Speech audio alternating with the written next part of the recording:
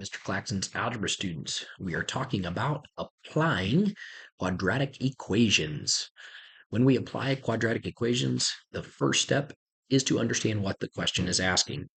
If it's asking you to create an equation, then we may need to use the stat button and edit a list, and then go back and calculate a regression for a quadratic, a quad ray, if you remember that. What I'm going to try to hone in on here in this video is, zeros and other equations. So finding where a object hits the ground, or finding the vertex, that's the max or min.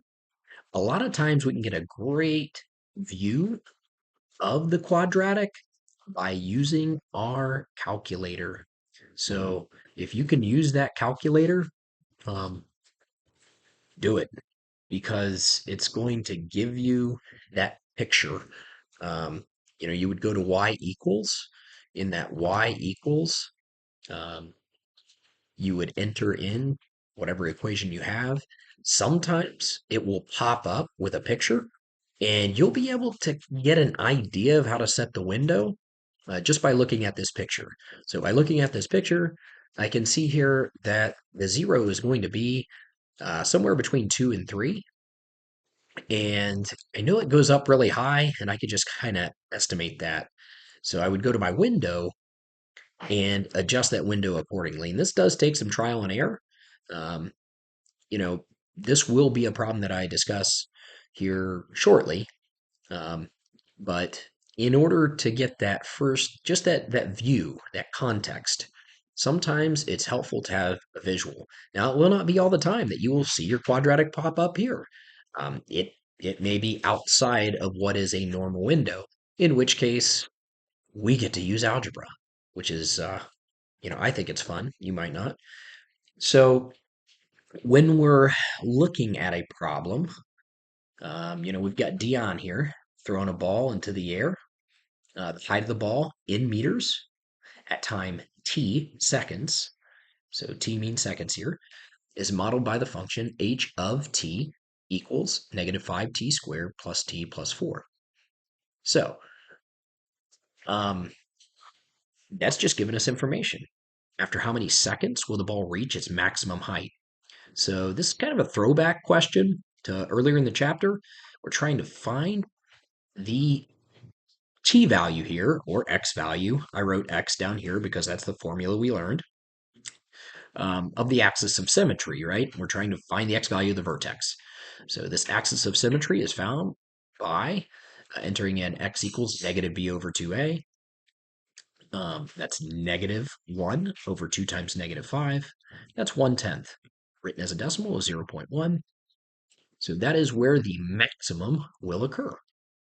Um, so that is where that max height will happen. And again, doing this is going to be a lot faster than entering it into your calculator. So knowing the algebra can save you time as well. But if you do get confused, try to rely on that visual. Try to get a visual on it. After how many seconds will the ball hit the ground? So this is a different equation that we would use if we're using algebra, right? Because now we're talking about where it hits the x-axis. We're no longer talking about the maximum height. So looking at where it hits the x-axis, how do we find that? We use the quadratic formula. So in looking at the quadratic formula, we find the discriminant to be 81. It's a perfect square. Woohoo. So from this equation, we get negative 1 plus 9 divided by negative 10, and negative 1 minus 9 divided by negative 10. And here was the tricky part. So if you were absent, this is going to give you two solutions. You've got to figure out which one works within our context. Obviously, a negative 8/10 seconds is not going to fit within the context of this. Dion throwing a ball in the air. We're not going back in time for this one. And so just doesn't fit what we're trying to do here. So we cross it out and we write the word extraneous. It's an extraneous solution. If you remember, we had extraneous solutions whenever we solve absolute value equations. We also have extraneous solutions. Here, this appears to be a solution, but wait a second, it does not fit what we're trying to do. So we find negative 1 minus 9 over negative 10, and that is after 1 second. After 1 second, the ball hits the ground. Okay, so 1 second, the ball will hit the ground. So trying to identify what the question is asking, imperative to us, or to us solving uh, these application questions. Looking at another question that I went over in class, we've got an astronaut on Mars, out of this world, right? So with this particular problem, which I know you can't read it right now, I'll try to zoom in a little bit so you can read it. It gives us an equation that models an astronaut, in this case a Martian, tossing a rock straight up. The height is measured in feet after t seconds. It's given by the function h of t equals negative 12t squared plus 24t plus 6. All right, now that we're kind of understanding t is seconds, that the rock is in the air, h of t is height. They like using h of t because it just makes you think of height. Again, if we plug this into our calculator, initially what you're going to see here is you're going to see this particular visual. And if you're in the standard viewing window, if you hit zoom 6, you can figure out a lot about this function just by looking at the standard viewing window. From that, you can set a better window. I love to see that y-axis, so I always set my x-min in the negative, and I set my x-max somewhere beyond, just beyond where it crosses the x-axis. So that would be 3 in this case. I can see it crosses between 2 and 3. And the y-min being negative 1, well, I just like seeing that x-axis, so that's why I make the y-min negative 1. The y-max being 20. At this point, you would be guessing and checking unless you actually used algebra and said x equals negative b over 2a, and then plug that back into the function. Some people will just choose to zoom out and try to zoom in on it the right way. But if you do the math, you can get a pretty good idea of um, what this function does. In fact, you can get a great idea of what the function does, and it will help you to answer these questions down here. After how many seconds will the rock be 20 feet above the surface? Oh, trick question, right? So wait a second. If we would have done x equals negative b over 2a, which we would have gotten 1, and plugged it back into the function, 12t squared, negative 12t squared plus 24t plus 6, we get this point right here, which is 118. We see that the rock doesn't go 20 feet in the air. So, trick question. If you would have tried to use the quadratic formula, you would have subtracted 20 from each side, and you would have ended up getting a negative discriminant. This negative discriminant right here, it tells us that this is not possible. This is not a real solution. So, um, this is when we would say not possible.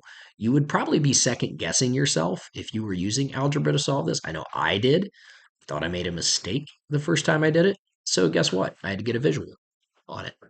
Um, After how many seconds will the rock be 10 feet above the surface? Well, 10 feet is the height of the rock, so we're going to let that be 10. We would substitute 10 into this equation and then set it equal to negative 12t squared plus 24t plus 6.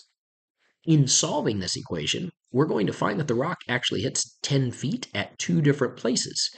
It hits 10 feet.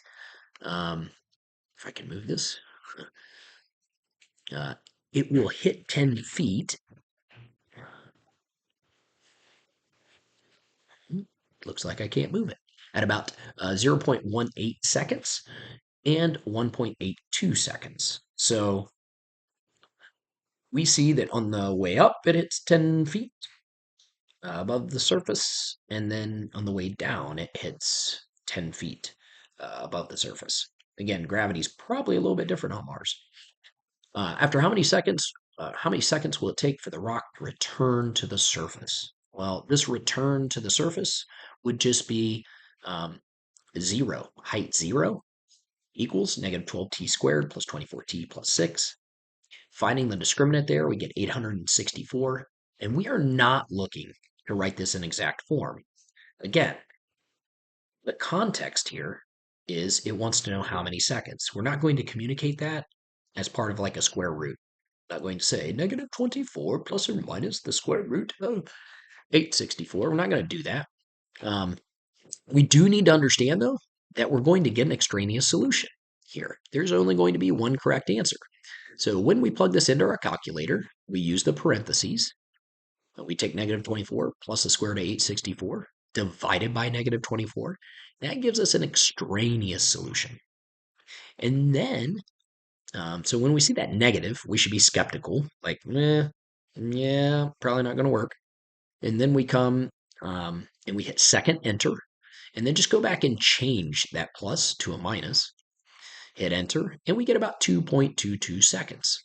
So that's where we would accept that answer seems reasonable. I'm going to accept that answer and declare the other one as extraneous. And I don't even have to write that it's extraneous.